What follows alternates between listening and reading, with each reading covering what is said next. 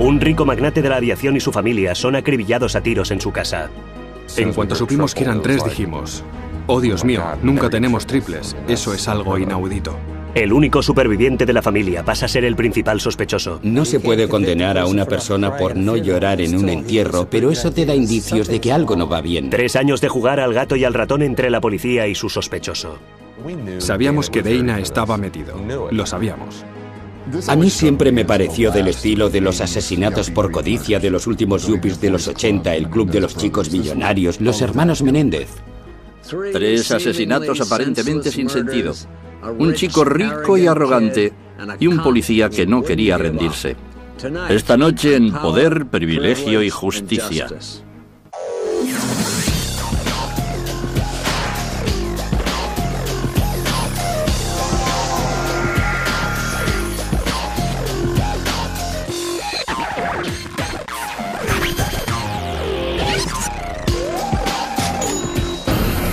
Crímenes imperfectos, ricos y famosos. Barrena.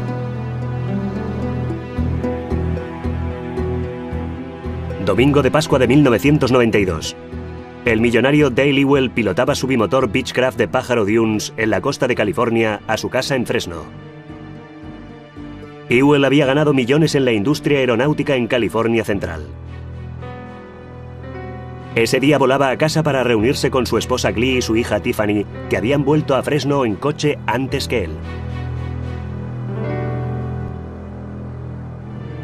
2 días después, a las 9 de la mañana, la asistenta llegó a casa de los Ewell. Llamó a la puerta y no obtuvo respuesta. Cuando abrió la puerta con su llave, 2 cosas le llamaron la atención. La alarma no sonó y la puerta de la cocina, siempre abierta, estaba cerrada.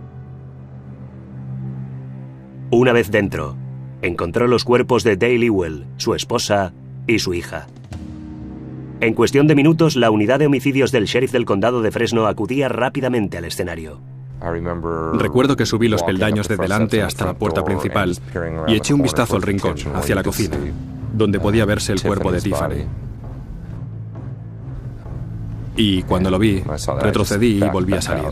En el pasillo había un caballero corpulento que resultó ser Dale Ewell, en medio de un charco de sangre seca que inmediatamente te indica que llevan allí un cierto periodo de tiempo. Estaba justo en la puerta, donde se hallaba la madre, Glee. El inspector Sousa había pasado años en la división de robos, y los asesinatos no le parecieron relacionados con un robo con allanamiento. No se había forzado la entrada. Tenían un sofisticado sistema de alarma que no se activó, y comprobamos que funcionaba correctamente. La casa había sido registrada, pero los ladrones se habían llevado muy pocas cosas de valor. Los inspectores estaban desconcertados.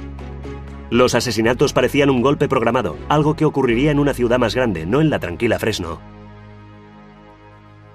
En Fresno no sucede gran cosa, francamente. El asesinato de los Ewell fue una gran noticia y todo el mundo tenía su teoría. Había sido la mafia, habían sido los rivales profesionales de Dale, había sido un robo frustrado, pero los policías sabían más. Se centraron en la única persona que salía ganando más de los $8 millones de la fortuna familiar, el hijo de los Ewell, Dana. En este tipo de homicidios, naturalmente, el único superviviente o únicos supervivientes son los que más van a beneficiarse. Por lo tanto, son los que conviene descartar primero. Y por eso investigamos también a Dana. Dana Ewell, de 21 años, vestía de forma llamativa. Era famoso por pavonearse de su riqueza. Los que le conocían dijeron que era muy inteligente, pero arrogante y obsesionado con ser rico. Más rico aún que su padre. Dana quería ser un hombre de negocios, quería ser rico, era rico, su familia era rica, no le hacía falta de nada, quería ser un pez gordo. Pero parecía imposible que Dana hubiera podido hacerlo. Tenía una coartada a toda prueba. El domingo de Pascua, mientras se estaba cometiendo el crimen, Dana estaba con su novia y el padre de esta, un agente del FBI. A los inspectores les parecía un acertijo imposible. El único hombre con un móvil no había tenido oportunidad. El inspector Sousa estaba a punto de iniciar con Dana Ewell un juego del gato y el ratón que duraría 3 años. Por un lado, un muchacho rico y arrogante que se creía más listo que nadie. Por el otro, un policía con experiencia decidido a resolver un asesinato. Dale Ewell había nacido en el Ohio rural, en medio de la Gran Depresión. Su padre era un agricultor que esperaba que sus hijos se ganaran el sustento. No vivíamos pobremente, pero comíamos. Los lujos eran pocos. La granja suponía mucho trabajo. A la edad de 18 años, Dale abandonó la granja para matricularse en la Universidad de Miami, en Ohio. Se licenció en la especialidad de Ingeniería Aeronáutica y después se alistó en las Fuerzas Aéreas, convirtiéndose rápidamente en un experto piloto. Cuando en 1957 fue destinado a una base en Phoenix, Dale conoció a Glee Mitchell, heredera de una fortuna petrolera de Oklahoma. Eran como almas gemelas, aunque tenían personalidades distintas. Él era callado, reservado. Ella era extrovertida, muy activa socialmente. Dale y Glee se casaron en 1961 y se trasladaron a California, donde Dale consiguió su trabajo soñado: vender avionetas a agricultores de la zona. Volaba a los campos de los agricultores, ofrecía clases gratuitas. Si me lo compra, le enseño a volar. Y para él, los agricultores eran un mercado natural, se le daba extremadamente bien. En unos pocos años, Dale llegó a tener su propia concesionaria. Su feroz ambición le hizo rico, pero su estilo agresivo provocó resentimientos. Dale era un hombre con el que resultaba difícil trabajar. Estaba muy centrado en el negocio, en el dinero. Le vi mezquindades con los clientes. Dale era un hombre de negocios muy implacable, honrado pero muy individualista, y eso fue algo que transmitió a su hijo. La gente no entendía a Dale, decían que era implacable y mezquino o duro, pero aunque era un hombre de negocios duro, también era justo, de eso no cabe duda. Pero lo que a Dale le faltaba en encanto lo compensaba con dinero, mucho dinero. Invirtió su efectivo en la agricultura local y a medida que los bienes raíces subieron, la fortuna de Dale fue creciendo. Le iban muy bien las cosas. Era muy perspicaz. Una vez le pregunté: Dale, ¿qué haces por las noches para distraerte? Me dijo: leo mis cartillas del banco. En 1967, los Ewell tuvieron una hija, Tiffany, y 4 años después nació su hijo, Dana. Dale Ewell procuró que Dana y Tiffany tuvieran todo lo que el dinero podía comprar. Juró que sus hijos nunca tendrían que luchar como lo había hecho él. Pensaba darles todo lo que él no había tenido y todo lo que él consideraba que debían tener. Un hombre muy trabajador, que había tenido mucho éxito y que quería que su hijo también lo tuviera, que trazara su propio camino contando con mucha ayuda. A pesar de su riqueza, los Ewell vivían modestamente. La familia en general no llevaba ropa elegante ni joyas caras, y en general parecían una familia de clase media, a excepción de Dana Ewell. A Dana le gustaba mucho el dinero y le gustaba hacer ostentación de él. La gente tiene una tendencia general a querer más. La diferencia no es que él quisiera más, sino cuánto más quería y qué estaba dispuesto a hacer para conseguirlo.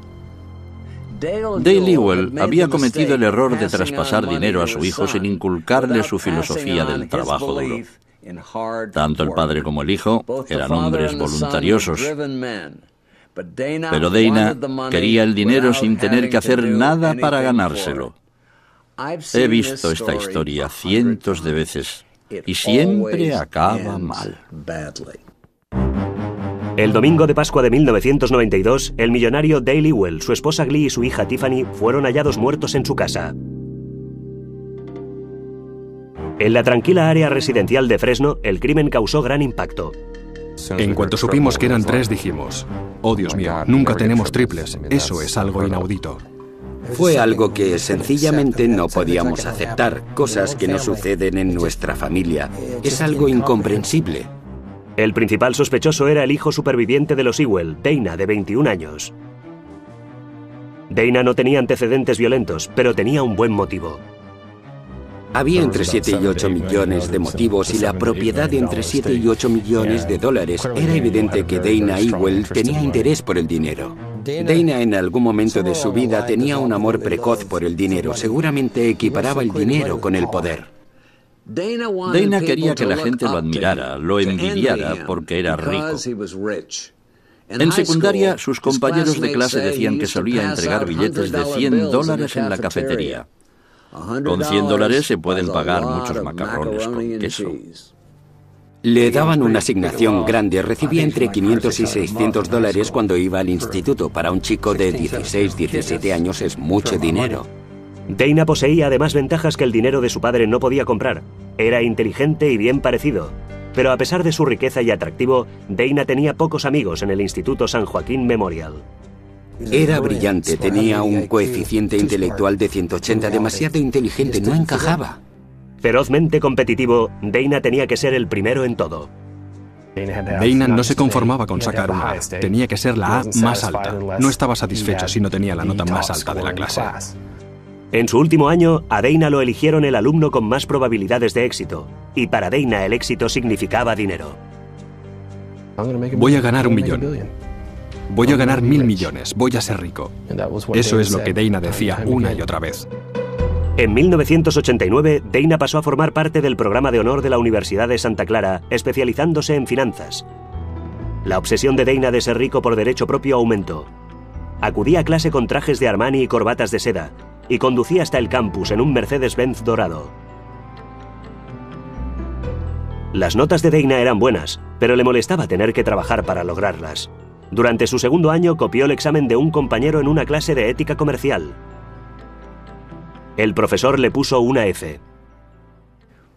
La mayoría de las personas, cuando sacan una F, se quejan. Dana no. Él escribió al profesor una carta mecanografiada de 6 páginas a un espacio que comenzaba como una explicación y rápidamente pasaba a ser algo totalmente distinto. Dana escribió: últimamente tengo toda clase de pensamientos extraños. Veo películas de asesinos en serie, de hombres tremendamente inmorales y de lo que hacen las personas con tensiones psicológicas. No quiero hacer nada más mal. Al profesor la carta le pareció inquietante. ¿Qué dirían ustedes? El padre de Dana parecía ignorar la violencia que acechaba bajo la superficie. Cuando Dana se metía en líos, Dale lo encubría, como cuando destrozó su Mercedes nuevo. Dale Ewell asumió la responsabilidad del accidente y después hizo sustituir el coche por un modelo idéntico. No creo que Dale lo hiciera por Dana. Creo que Dale lo hizo por Dale, para protegerse a sí mismo. ¿Por qué conduce Dana ese coche ahora? ¿Qué le ha pasado a su Mercedes? No quería que se plantearan esas preguntas. El amigo más íntimo de Dana en Santa Clara era un chico callado, inseguro y solitario llamado Joel Radosich. Joel era un genio de los ordenadores y compañero de carrera en empresariales que tenía su habitación en el mismo pasillo que Dana. Nos referíamos a ellos como la extraña pareja. Dana era como el típico niño pijo, pulcro y arreglado. Y Joel era un patán, con su monopatín. Nunca parecía aseado. Joel se había criado en la zona de las colinas occidentales de Los Ángeles. Era el hermano más pequeño en una familia con 7 hijos, donde el dinero siempre era justo. Dana llegaría a controlar y manipular a Joel con extraordinaria facilidad. En cuanto a sus relaciones con las mujeres, a Dana le atraían de un cierto tipo. A Dana Ewell parecían gustarle las chicas o mujeres muy llamativas. Pero durante su primer curso empezó a salir con una mujer muy distinta. Mónica Sent había crecido en un hogar de clase media en Morgan Hill, una zona residencial de San Francisco. Era hija de un agente del FBI. Mónica Zen era más dócil, apacible y conservadora. Joel y Mónica no eran suficiente. Dana quería que el mundo pensase que tenía éxito y era importante.